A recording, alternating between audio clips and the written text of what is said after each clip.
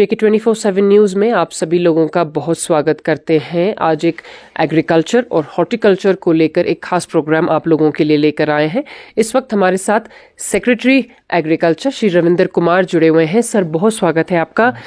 Sir, सबसे पहले sir आपसे एक ज़रूरी सवाल ये पूछना चाहते हैं कि हाल फिलहाल में LG Ladakh brigadier BD Mishra sir के साथ सर आपकी एक मीटिंग हुई थी, जिसमें LG सर ने हॉर्टिकल्चर डिपार्टमेंट और एग्रीकल्चर डिपार्टमेंट में लद्दाख के लोकल रेजिडेंट्स के लिए और यूथ के लिए एक एम्प्लॉयमेंट जनरेट करने का, एम्प्लॉयमेंट अपॉर्चुनिटी क्रिएट करने का एक प्लान बनाया है। सर, उस बारे में हमारी जनता को ब्रीफ करिए प्लीज़।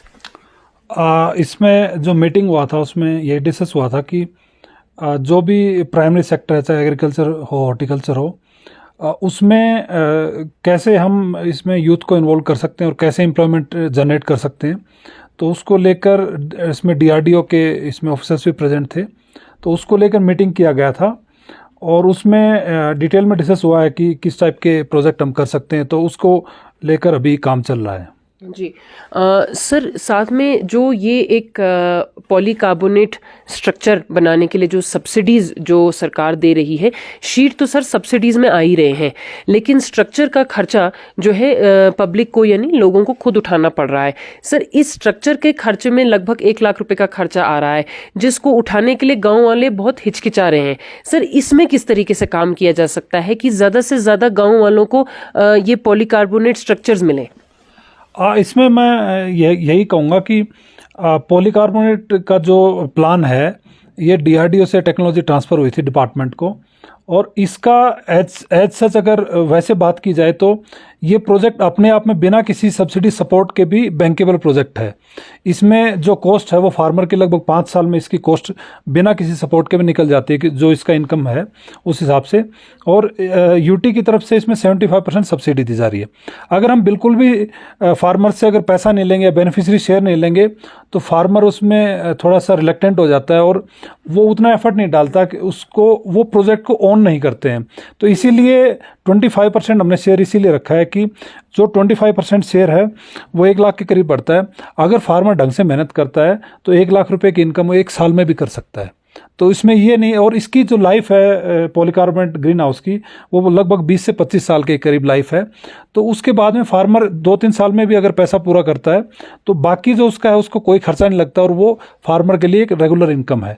तो हमने पैसा जो रखा है वो इसीलिए रखा है कि फार्मर एक तो इंटरेस्ट लें स्कीम में, और दूसरा फार्मर एफर्ट डालें उसको सक्सेसफुल बनाने के लिए। और मैं ये भी बताना चाहूँगा कि शुरुआत में जब हमने शुरू किया था तब लोगों में इसका इतना रिस्पॉन्स नहीं था, लेकिन मैं इस साल की बात करूँ लगभग 1000 के करीब हमारे ग्रीन हाउस कंप्लीट हो चुके हैं और कुछ के ऊपर काम चल रहा है। तो लोगों में इसका काफ़ी पॉजिटिव रिस्पॉन्स है, और हमारी कोशिश अब ये है कि हम इसको कमर्शियल स्केल के ऊपर लेके जाएं, जिससे कि जो यूथ है वो अगर इससे अपना इनकम लेना चाहे तो वो एक अच्छी इनकम कमा सकता है। तो उसके ऊपर भी काम कर रहा है। तो कमर्शियल ग्रीन हाउस में कंसेप्ट ये है कि 3 से लेके 5 नंबर के बड़े ग्रीन हाउसेज लगाए जाएंगे, और उससे फार्मर की जो इनकम है वो कई गुना बढ़ सकती है एक सिंपल ग्रीन हाउस से। जी। सर, जैसे कि लद्दाख का एग्रीकल्चर सेक्टर काफ़ी बड़ा है, हालांकि सीज़न शॉर्ट है पर स्कोप बहुत ज़्यादा है। जैसे यंग एंटरप्रेन्योर्स भी हैं, अगर इस पर काम करना चाहते हैं काफ़ी काम कर सकते हैं, खासकर सर्दी में जहां लोगों को बहुत ग्रीन वेजिटेबल्स की काफ़ी कमी है, माइक्रो ग्रीन्स की कमी है। इस बीच में सर बाज़ार में हमने एक ऐसा भी मार्केट देखा था, डायरेक्ट फ्रॉम फार्मर्स एक मार्केट देखा था जहाँ लोकल फार्मर्स से ही वेजिटेबल्स को लेकर मार्केट में बेचा जा रहा था। बहुत बढ़िया इनिशिएटिव था सर, पर ये पूरे सीजन में हमें एक ही बार देखने को मिला है। पर इसमें जैसे शिकायत ये आती है कि फार्मर्स अपनी कंसिस्टेंसी मेंटेन नहीं कर पाते हैं, उतना प्रोडक्ट वो आगे नहीं दे पाते हैं। सर, उनकी कंसिस्टेंसी को किस तरीके से बढ़ाया जा सकता है सर?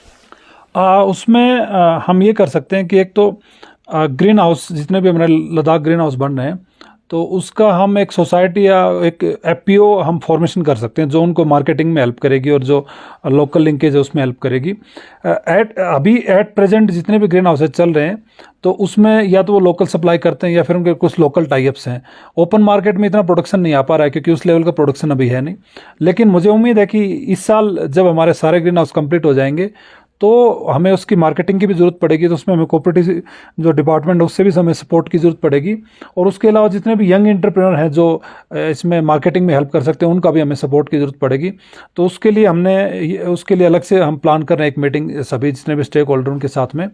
तो कोशिश यही है कि फार्मर्स को लोकल जितना भी सेल कर सके और अच्छी इनकम वो जनरेट कर सकें। जी सर, गाँव की अगर हम बात करें तो कोऑपरेटिव डिपार्टमेंट पूरी कोशिश करती है कि विंटर में गाँव में जो है सब्जियां पहुंचा सके सर, पर उतना ज़्यादा भी वो प्रोड्यूस नहीं कर पा रहे हैं। पूरे सीजन में 3 या 4 बार ही ट्रक जाती है, उससे ज़्यादा नहीं जाती है। ये भी एक काफ़ी बड़ा सवाल है सर कि गाँव में किस तरीके से लोगों को सब्जियां हम सप्लाई कर सकते हैं। इसमें 2 चीज़ें हैं। एक तो ये है कि कोऑपरेटिव डिपार्टमेंट का हम टाई अप करवा रहे हैं एग्रीकल्चर डिपार्टमेंट के साथ में, जिससे कि जो फार्मर सरप्लस वेजिटेबल प्रोड्यूस कर रहे हैं ग्रीन हाउसेज के थ्रू, तो वो फार्मर हम उसको कोऑपरेटिव डिपार्टमेंट के थ्रू डिस्ट्रीब्यूट करा सकें डिफरेंट विलेजेस में। एक तो वो कंसेप्ट है। दूसरा कंसेप्ट ये है कि जो कमर्शियल ग्रीन हाउस जो हम बनाने जा रहे हैं, इस साल भी कोई 3-4 हमारे पायलट प्रोजेक्ट हमने स्टार्ट किए हैं, तो उसका नंबर इस साल हम बढ़ाने की कोशिश करेंगे। तो वो प्योरली कमर्शियल मॉडल के ऊपर होंगे, उसमें जो भी एंटरप्रेन्योर होंगे वो लार्ज प्रोडक्शन करेंगे और उससे हम मतलब टाई अप करवा सकते हैं कि जो विलेजेस में जहाँ भी शॉर्टेज है या जहाँ इनएक्सेसिबल एरियाज हैं, तो उसको हम वहाँ डिस्ट्रीब्यूट करा सकते हैं।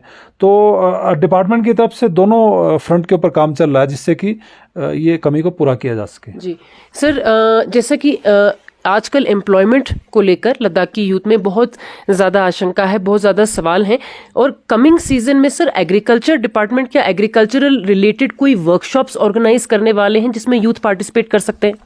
हाँ बिल्कुल, हमने अभी रिसेंटली ऑर्गेनिक के ऊपर डीआरडीओ के साथ में एक वर्कशॉप किया था। इसी तरह करगिल में भी हमने किया है और अब मार्च में भी हम एक और वर्कशॉप करने जा रहे हैं।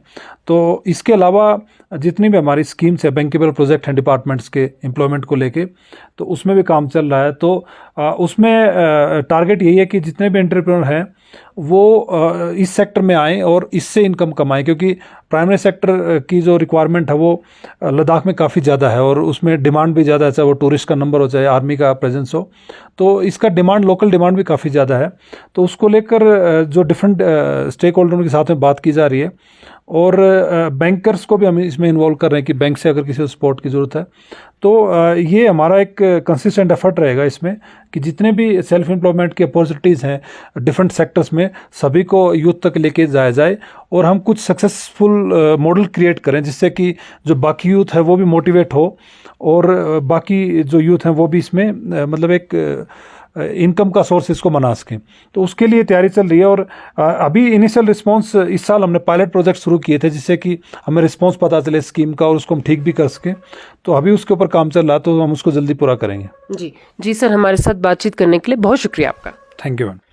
ये थे हमारे साथ सेक्रेटरी एग्रीकल्चर रविंदर कुमार जी, जिन्होंने बहुत ही विस्तार में एग्रीकल्चर डिपार्टमेंट से रिलेटेड हमारे सारे ही सवालों का जवाब दिया है। साथ ही में उन्होंने ये भी बताया है कि लद्दाख की यूथ के लिए एग्रीकल्चर सेक्टर बहुत ही एक अच्छा सेक्टर है, जो काफ़ी प्रोग्रेस दिखा रहा है, एक अपकमिंग सेक्टर है, खासकर क्योंकि लद्दाख एक कार्बन न्यूट्रल रीजन जिसको हम बनाने की कोशिश कर रहे हैं, एक ऑर्गेनिक रीजन बनाने की सरकार की तरफ से पूरी प्रयास की जा रही है।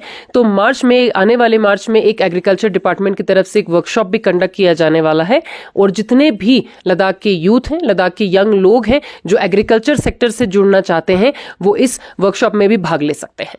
बने रहिए, लगातार अपडेट्स आप लोगों तक पहुंचाते रहेंगे। उर्गेन फुनसो के साथ मैं जैनब संधू, JK 24/7 न्यूज के लिए लेह लद्दाख से।